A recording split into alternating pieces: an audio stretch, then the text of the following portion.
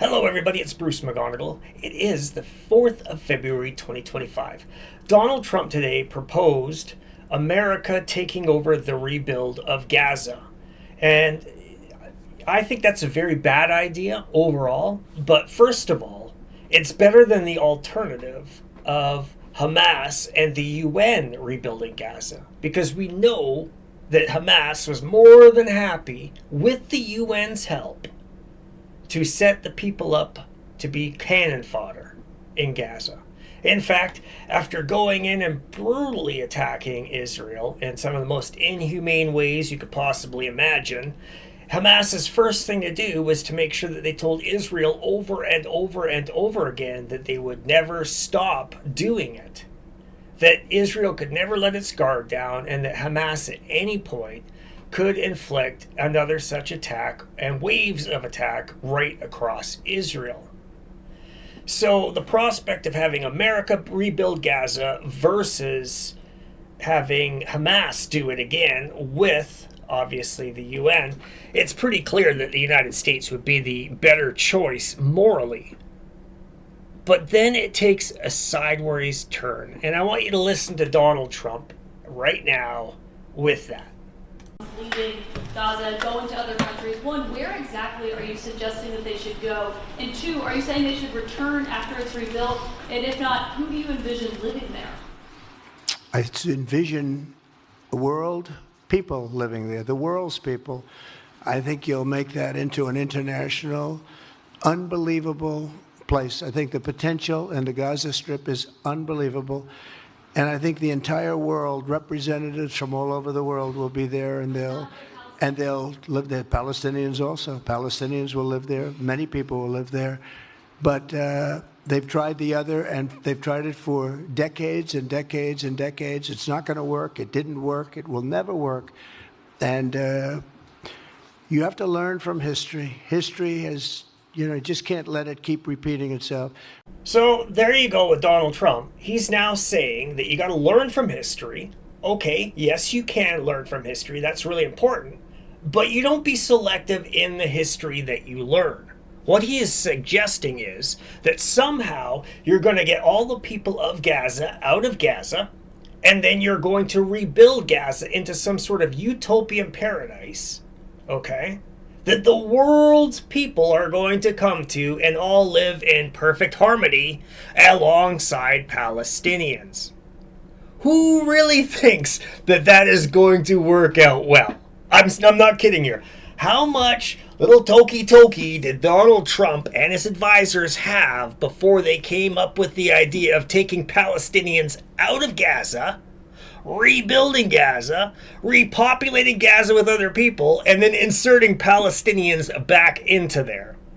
Okay? If Palestinians didn't like Israelis, why would they like Hindus, Chinese, Americans, Canadians? You know what I mean? People from France, right? Maybe people from the Philippines. If they don't like the people from Israel, and that's just one group, why would they like 20, 30, 40 different ethnic cultures in their society? You're basically talking about cultural obliteration, okay? You're killing them off, literally, culturally. And I can get the terror aspect of wanting to get rid of that, okay, with Hamas. But you've got to realize, Gaza is a very, very, very young population, folks. And the only people who've been in charge of educating these kids and looking after and setting and enforcing laws has been Hamas, which is unbelievable. And guess who helped them the entire way? The United Nations, the moral black center of the universe in terms of human rights. The UN is a cancer on humanity. So the very notion that you would turn around and ignore the fact that the people of Palestine themselves are suffering because of oppression from terrorism, and then promote the idea that completely wiping them out of making decisions in their own area as something that's going to liberate them. I mean, it's crazy. They have a right to make their own self-determination, okay? They're just like a group of people anywhere else. What we have to do is help get rid of the terrorists. That should be the goal all along.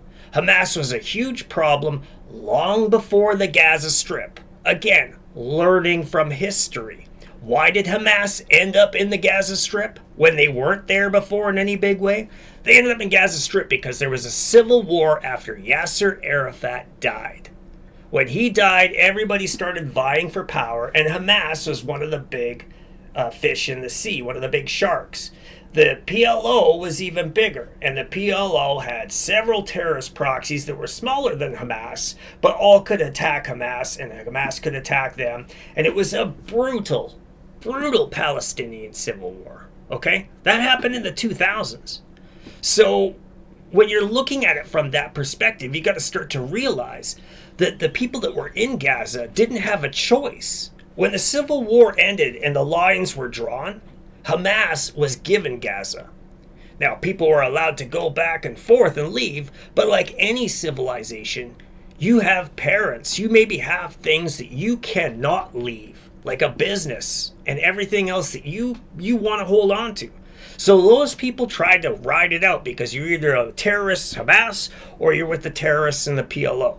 So for them, giving up one terrorist for the other and losing everything that they had in Gaza would be bad, right?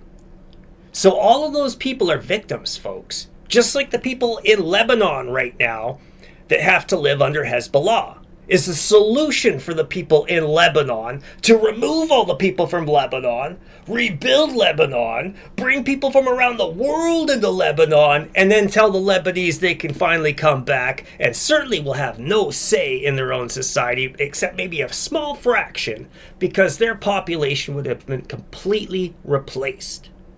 Donald Trump is crazy for suggesting this. Like I said, how much drugs do you have to smoke to come up with this idea?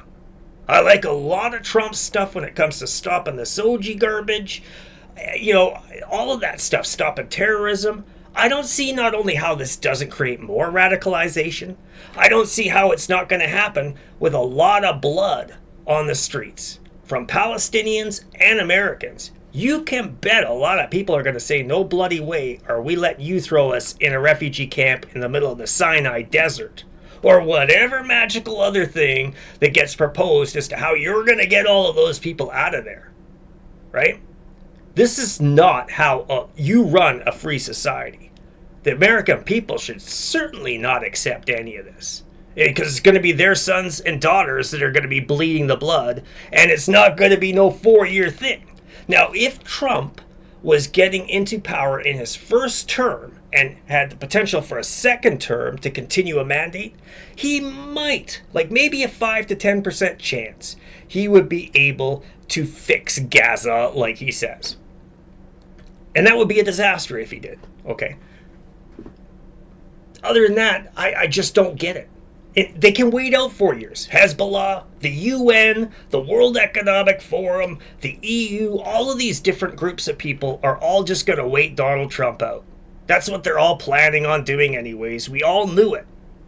So I don't see it. I see it being another black hole pit like Afghanistan, like Iraq. The very things Donald Trump promised he would never do in his first term in office, which was also another thing I was very happy about with a guy I didn't like.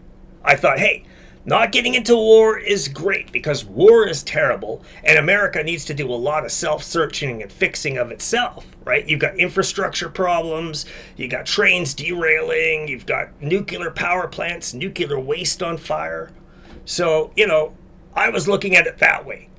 The Donald Trump this time around, I don't know what it is. Maybe he's just mad at the world. Maybe he's trying to get revenge on people. But maybe sometimes he just needs to take a little bit of a step back and not say every bad idea right away.